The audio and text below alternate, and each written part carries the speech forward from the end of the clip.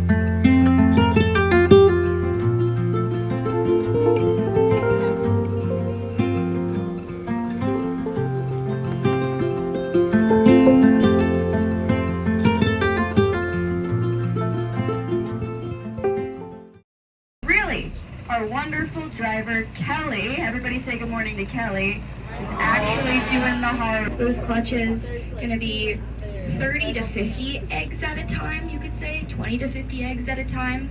Now, the life for a baby.